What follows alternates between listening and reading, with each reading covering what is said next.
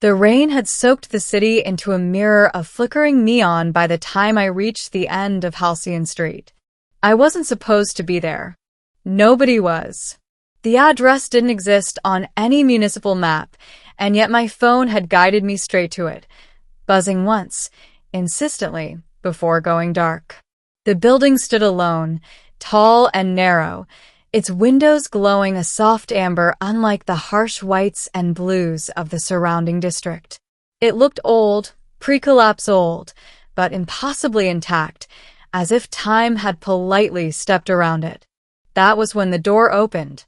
She stood there barefoot, wrapped in a simple gray dress, dark hair falling loosely over her shoulders. Her eyes caught the light in a way that made me pause. Not bright, not glowing, just deeper, as if they reflected more than they should. "You're late," she said gently. "I think you have the wrong person," I replied, though my voice lacked conviction. She smiled. "You always say that." Before I could ask what she meant, she stepped aside and gestured inward. "Come in, Elias. We've been waiting." I should have run. Every instinct screamed at me to turn around. But curiosity, dangerous, foolish curiosity, pulled me forward. The warmth inside wrapped around me as soon as I crossed the threshold, and the door closed silently behind me. The lobby was vast, far larger than the building's exterior suggested. Soft lights traced the curves of the walls. Women moved through the space in quiet conversation, dozens of them. Different heights, different features, different skin tones, but something about them felt coordinated, like variations on a single theme. They all stopped when they noticed me. Not abruptly, not threateningly, just enough to let me know I was the center of their attention. The woman who had invited me in touched my arm. Her fingers were warm, almost too warm. "Welcome home," she said. Middle. The truth beneath the skin. They called the place the Haven. As I was led through corridors that shifted subtly when I wasn't looking, they explained, slowly, carefully, like you would to someone standing at the edge of a very high cliff. Earth, it turned out, had never been alone. Long before humanity cracked faster than light travel, an alien collective known as the Valori had discovered us. Not conquerors, observers, anthropologists on a planetary scale. They studied civilizations the way humans studied ecosystems, quietly, patiently, intervening only when extinction loomed. And they were all women, or at least what passed for women to human eyes. The Valori didn't reproduce as individuals. They required compatible neural patterns from another species to stabilize their forms. Humanity, by chance or fate, provided exactly what they needed. "So you live among us?" I asked, seated in a circular chamber where translucent panels displayed star maps that moved like living things. "We hide among you," one of them replied. Her voice carried a harmonic undertone that made my skull vibrate faintly. "But hiding is becoming difficult." They showed me projections, wars narrowly avoided, plagues quietly neutralized, asteroids nudged off course by invisible hands. Humanity's survival, nudged again and again toward continuation. "You saved us," I whispered. "Yes," the woman who had invited me inside said. "And now, we may need you to save us." Their species was dying. Their reliance on covert observation had left them stagnant.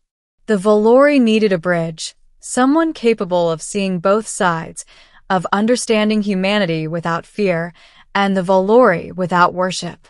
That someone impossibly was me. I laughed. I couldn't help it. "You picked the wrong guy. I'm a systems analyst. I barely talk to people." "That's why you're perfect," she said. "You observe. You listen. You question." Days, or something like days, passed within the Haven. Time moved strangely there. I learned their language, not spoken but felt, conveyed through shifts in light and emotion. I learned how their forms were grown, how each woman I met was both an individual and part of a vast collective memory. And slowly, uncomfortably, I realized something else.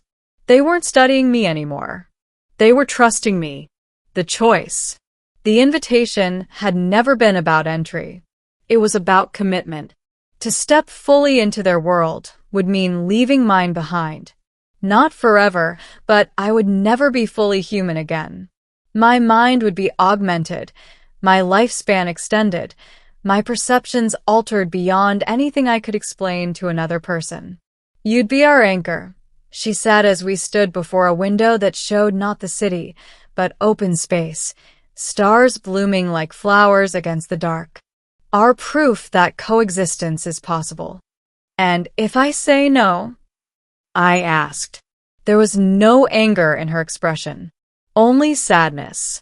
"Then we erase this place. These memories. We withdraw. Humanity continues alone."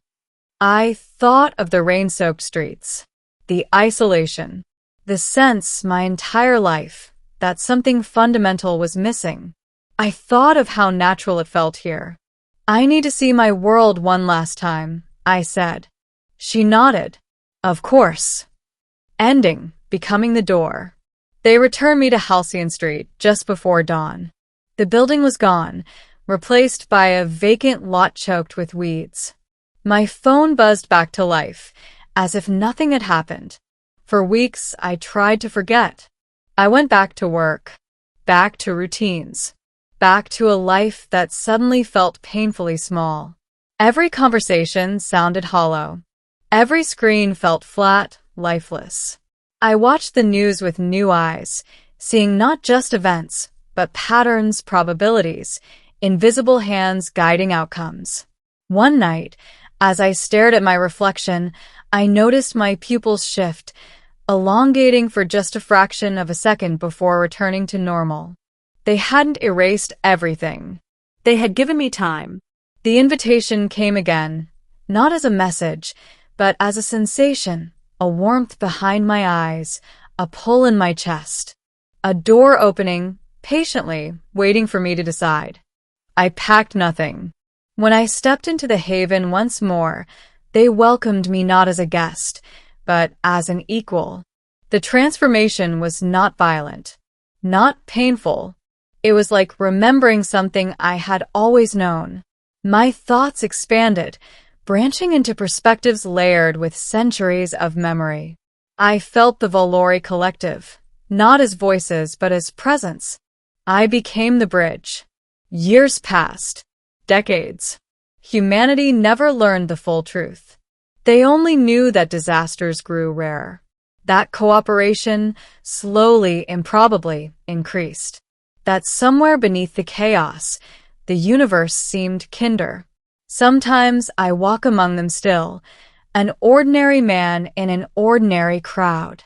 Sometimes I return to the haven, where alien women no longer hide, but prepare for a future where hiding is no longer necessary. She still greets me at the door when I arrive, still smiles, still invites me inside. But now I understand the truth. I was never the visitor. I was the door.